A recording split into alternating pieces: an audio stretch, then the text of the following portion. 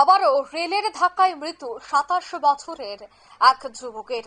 জানা যায় এই মর্মান্তিক ঘটনাটি ঘটেছে কুমারঘাট রেল ব্রিজ কুমারঘাট রেলের আশপাশ এলাকায়।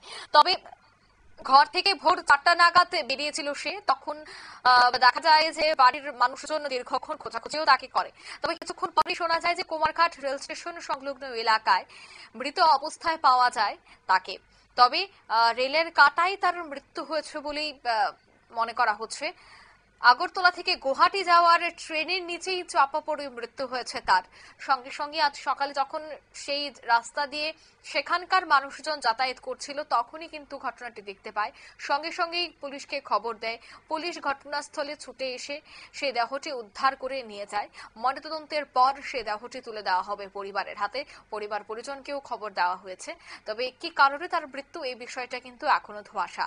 তবে সে বিষয়ে সংশ্লিষ্টদের বক্তব্য শোনাবো।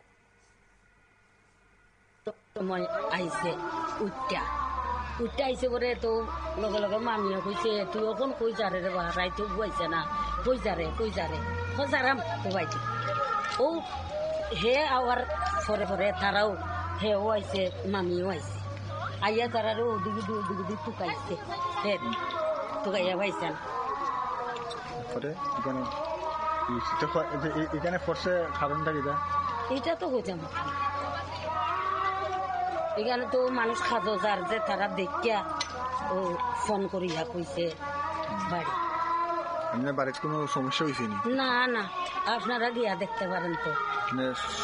সকালে বেরিয়েছে কটার দিকে বেরিয়েছে? 4টার দিকে ভোর 4টার দিকে। এর নাম কি? আপনারা শুনলেন সেখানকার মানুষজনের বক্তব্য। ভোর ৪টায় সে ঘর থেকে বেরিয়ে পড়ে। তারপর পরে কিন্তু তার বাড়ির লোকজনও পেছনে পেছনে বেরিয়ে অনেক খোঁজাখুঁজি করে, কিন্তু তার কোনো ধরনের সন্ধান পাওয়া যায়নি এবং মুহূর্তের মধ্যেই খবর ছড়িয়ে পড়ে যে রেলে কাটা পড়িয়ে মৃত্যু হয়েছে তার। নিয়ে নিচ্ছে ছোট্ট একটি বিজ্ঞাপন বিরতি, সঙ্গে থাকুন।